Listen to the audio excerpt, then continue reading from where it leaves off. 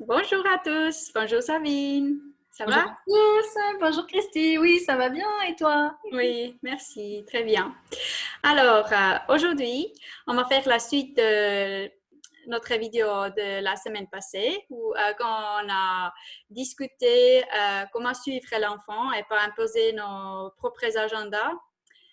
Et on va parler de comment analyser nos observations pour qu'on puisse proposer des activités qui puissent servir l'enfant mieux. Mhm. Et c'est pas évident d'observer. On doit avoir des connaissances pour savoir en fait quoi observer. Exactement.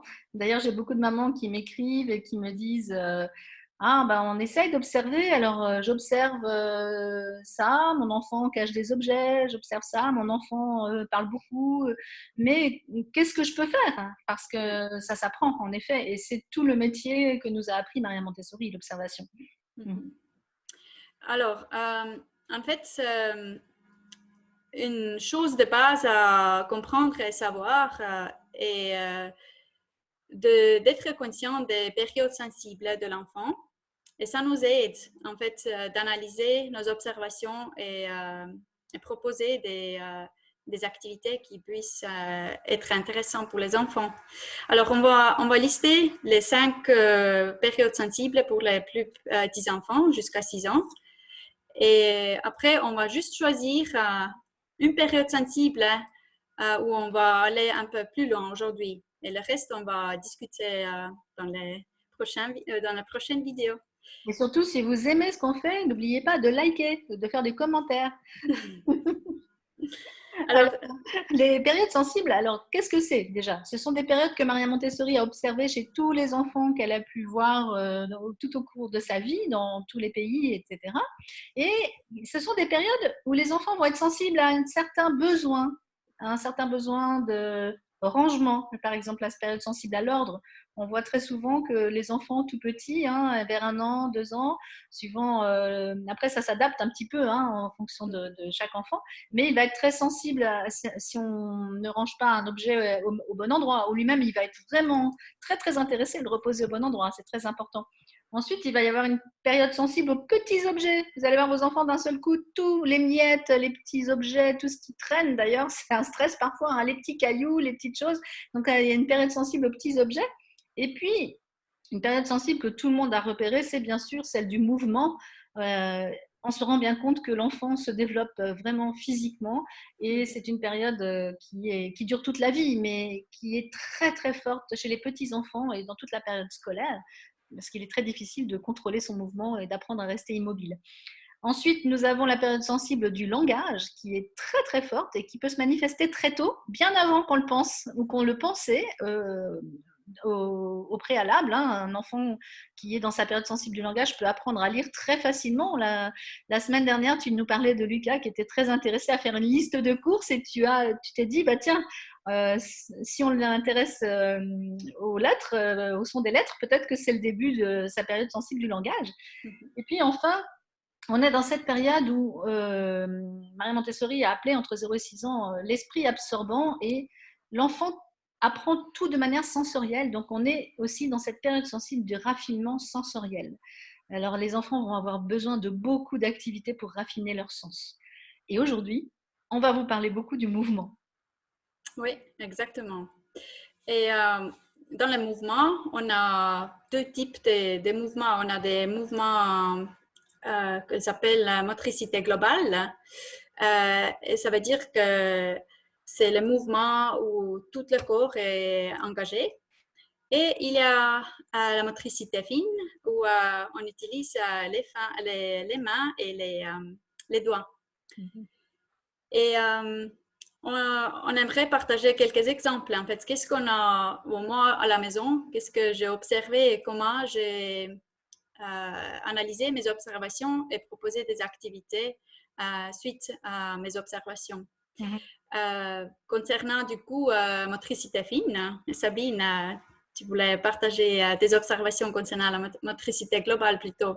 Oui, parce que je travaille avec des plus grands enfants, donc Alors, avec ma petite de 15 mois maintenant, Elle est vraiment dans cette phase où elle veut en fait faire beaucoup de choses avec ses petites mains et doigts. Et il y a quelques semaines que j'ai observé qu'elle a en continu vidé tous nos boîtes de mouchoirs. Je pense qu'après 3 boîtes de mouchoirs, je me disais que, OK, il y a un vrai besoin de faire sortir des choses d'une petite boîte. Il y avait un challenge de les sortir vraiment. Du coup, j'ai décidé de trouver une boîte en bois. On a fait un petit trou au-dessous et j'ai mis on a des écharpes très fines, Des foulards. un soie, des foulards en soie. Et je l'ai mis dedans. Et du coup, elle a commencé à les sortir et c'était beaucoup mieux. Il n'y avait pas beaucoup de mouchoirs partout, mais elle était bien engagée et c'était vraiment ce qu'elle avait besoin en ce moment. Et maintenant, cette semaine, il y avait une nouvelle chose. Elle a découvert les clés. Et elle va partout avec les clés. Elle essaye de faire ce mouvement d'ouvrir la porte. Et je vois aussi qu'elle essaye comme elle utilise les clés comme elle visse des choses. Elle va vers les chaises et elle essaye de visser. Du coup, j'ai de nouveau. Bricolage avec son papa, peut-être. Oui, ça c'est une option aussi. Mais moi, je préparais pour elle, on a en fait une boîte avec une boîte, en fait, je pourrais la montrer même, où elle peut ouvrir. Il y a des fermetures différentes. Elle peut exercer comment ouvrir. Il y a, comment te dire, Serrure, un cadenas, des choses comme ça. exactement. Okay. Oui, parce qu'en fait, ce qui l'intéresse, c'est d'ouvrir et fermer des Oui, mais avoir juste un challenge aussi, juste pas ouvrir ou fermer, parce elle a déjà fait ça. Mais maintenant, elle veut avoir quelque chose plus que ça, plus que juste ouvrir et fermer. Comment tu vois ça? C'est ça qui est intéressant aussi pour les mamans qui n'ont pas l'habitude d'observer. Quelle est la finesse de ton analyse? De dire c'est pas juste ouvrir et fermer qui l'intéresse, mais c'est plus que ça. Parce qu'elle avait déjà les boîtes pour ouvrir et fermer. Elle a déjà fait ça pendant plusieurs mois. Et maintenant, je vois qu'elle est allée plus vers ces boîtes qu'elle avait sur l'étagère. Donc Et son intérêt pour cette activité est passé, en fait. oui, exactement. Et j'ai vu qu'elle a pris les clés. C'est là les clés qui va donner cette idée que, ah, OK, elle a besoin maintenant d'avoir quelque chose, d'ouvrir quelque chose. Et aussi, on a une petite chose, une planche avec les vis. Elle peut dévisser et visser les vis. Elle aime ça.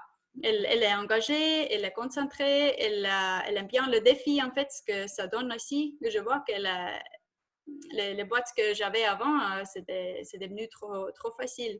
Peut-être que je devrais aussi mettre autre boîte qui serait un peu plus difficile. D'ailleurs, l'autre jour, dans la cuisine, j'avais mon mari, il a vu qu'elle a pris un conteneur avec les herbes aromatiques dedans. Et je dis, ah, laisse pas la prendre parce elle va ouvrir ça, elle va vider ça sur la parterre. Elle m'a dit que, ah non, je pense pas qu'elle va arriver à ouvrir ça. J'ai dit, si. Et 2 minutes après, c'était tout par terre. Alors il était, ah, ok. D'ailleurs, j'ai une remarque à ce sujet, parce que quand mon garçon, qui est maintenant 21 ans, avait cet âge, 15 mois, 18 mois, il arrivait à ouvrir toutes les boîtes. Et c'est quelque chose auquel les parents doivent être vigilants aussi, parce que même s'il y a des children safe, des fermetures qui sont soi-disant protégées pour les enfants, eh bien, certains enfants arrivent à les ouvrir. Et une fois, notamment, je me souviens, il était allé dans la salle de bain, et là où j'habitais à l'époque, on louait un logement, et il y avait de la moquette dans la salle de bain. Et je suis arrivée et il y avait une œuvre d'art sur la moquette en dentifrice rose. Et en fait, il avait réussi à 18 mois à ouvrir la boîte, enfin le tube de dentifrice. Donc Ouais. c'est vraiment quelque chose, il était très très doué avec ses doigts. Et ce qui est très important aussi à savoir, quand on les aide à aller vers cette motricité fine, c'est que ça va préparer toute la main pour l'écriture et pour plein d'activités. Ouais. La couture, certains usages d'instruments de musique, plein Pour tenir le crayon, en fait, d'activités. correctement. Ouais, c'est Exactement. super pour ça. Donc, ça Oui, prépare exact. souvent la pince, hein, on appelle ça en Mhm. Montessori, hein, le travail entre ces deux doigts-là qui sont vraiment spécifiques à l'être humain et au besoin d'écrire.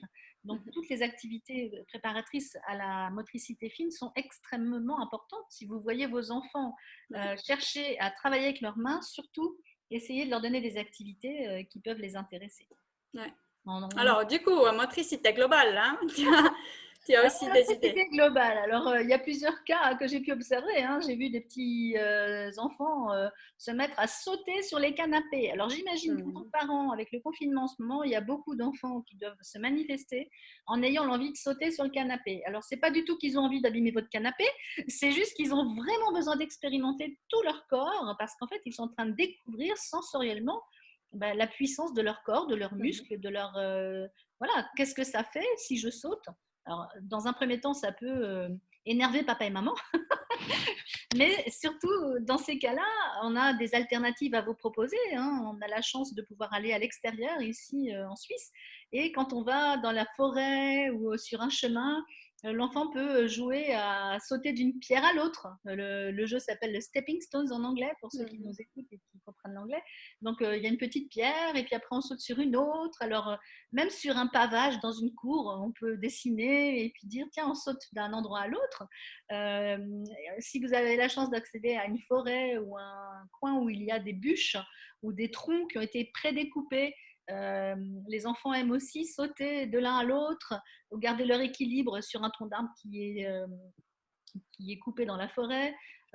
Ou sauter dans un tas de feuilles sur un terrain un peu mou, ça leur permet d'expérimenter comment se réceptionner.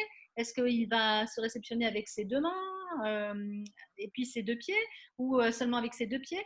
Donc c'est tout un besoin de comprendre son corps et son équilibre. Voilà. Après, si vous avez la possibilité d'accéder à un parc public, je ne sais pas s'ils sont accessibles en ce moment, mais après la période du confinement, il y a parfois aussi des jeux, hein, qui permettent aux enfants d'expérimenter ce qu'on appelle du coup la motricité globale. Voilà. Donc c'est vrai que les mouvements de motricité globale peuvent être parfois dans un intérieur un peu délicat. Donc là, on essaye d'aller vers des activités plutôt extérieures quand on le peut. Et sinon, on peut être créatif aussi en traçant une ligne à la maison et puis l'enfant peut marcher sur la ligne comme s'il était sur une bûche et puis on s'imagine qu'on traverse une rivière où il y a des crocodiles, je ne sais pas. Voilà. Ouais, moi, ce que j'ai expérimenté avec mon aîné de 3 ans et demi, c'est que quand je vois qu'il est très un peu agité et on ne peut pas sortir pour certaines raisons, euh, j'ai aussi lui proposé de nettoyer quelque chose, nettoyer une table, nettoyer une étagère ou nettoyer la salle de bain. Et il a toujours dit oui. Et je vois que ça lui aide aussi de défouler son énergie s'il a trop d'énergie. Mhm. Alors, ça peut être avec une brosse, un savon, de l'eau, et juste de faire ce mouvement de brossage, ça vraiment, c'est très, très bien pour la motricité globale aussi. Oui. Et puis, on va conclure parce que le temps est déjà terminé. Et justement, ça me fait penser à aussi une autre activité où j'ai vu une fois une petite fille dans une classe qui adorait nettoyer son miroir. Hein, Mhm. souvent, on donne un petit miroir aux enfants. Et comme tu dis, Christy, on s'est rendu compte qu'à force de nettoyer son miroir, elle avait de plus en plus, mais qu'elle avait besoin de plus de mouvements globaux. Et du coup, l'éducatrice a proposé de nettoyer les vitres. Et c'est une activité aussi en Montessori qui permet voilà, de repérer le sens, hein, du haut vers le bas, de la gauche vers la droite. Donc tout est calculé pour préparer l'enfant à l'écriture et à la lecture, mais Mhm. en même temps en servant son besoin de motricité globale.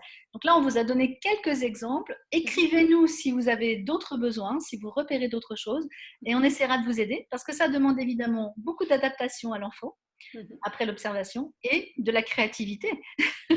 Exactement. Alors, on va finir par une citation par Maria Montessori pour vous inspirer, pour vous aider à réfléchir plus loin de ce que nous venons de partager.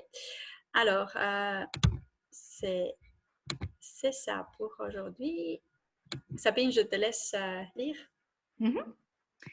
Il en découle que notre méthode ne se limite pas à vouloir faire comprendre les choses à l'enfant, et encore moins à l'obliger à les mémoriser, mais qu'elle vise surtout à frapper son imagination pour susciter son enthousiasme le plus vif. Oui. Voilà une citation pour nous inspirer et réfléchir. Et la prochaine fois, on abordera une autre période sensible. Exactement. Alors, si vous aimez nos vidéos, surtout, aimez-les, partagez-les, faites des commentaires. Oui. Alors, merci beaucoup et à bientôt. Merci Christy, à la prochaine fois. À la prochaine.